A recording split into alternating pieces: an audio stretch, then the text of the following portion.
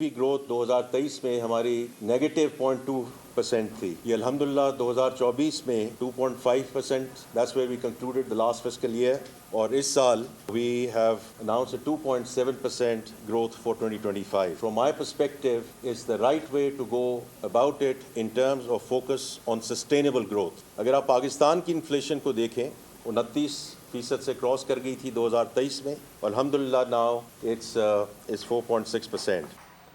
रवां साल GDP growth 2.7% रही। जीडीपी में इजाफा मौशी तरक्की की अलामत है। अफरात ज़र 29% से कम होकर 4.6% पर आ गई है। गुज़श्ता साल पॉलिसी रेट 22% था, जो अब कम होकर 11% पर आ गया है।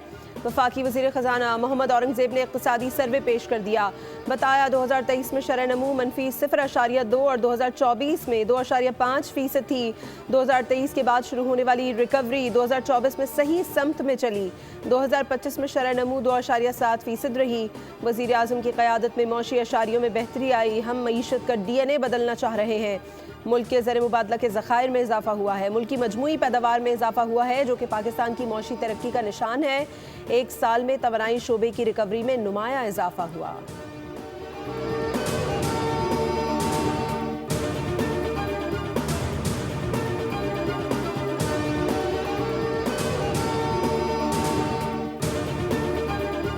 अभी जो IMF की किस्त हमें मिली है, देखिए this is against many odds.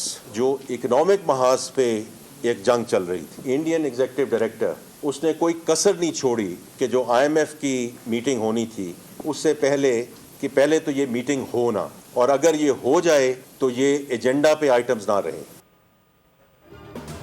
IMF programme से हमारा एतमाद बहाल हुआ है। IMF प्रोग्राम का मकसद मौशी इस्तेहकाम लाना है। वज़ीर ख़जाना मोहम्मद औरंगज़ेब ने बताया, टेक्नोलॉजी के ज़्यादा इस्तेमाल से टैक्स महसूलात में इजाफा हुआ है।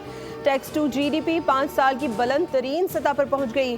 टैक्स इस्लाहात में टेक्नोलॉजी का बहुत इस्तेमाल है। अब तक की कारकर्दगी बेहतर है और ये सिलसिला जारी रहेगा।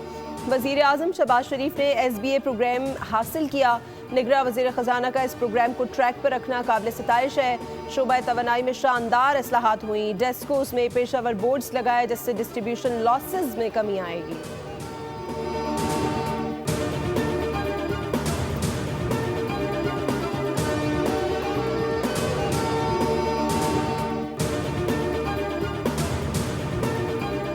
IMF की सख्त पॉलिसी के बावजूद बड़े पैमाने पर टैक्स छूट। रवा माली साल टैक्स छूट 5,840 अरब रुपए से बढ़ गई। इक़्तिसादी सर्वे रिपोर्ट के मुताबिक इनकम टैक्स छूट 800 अरब से तजावुज़ कर गई है।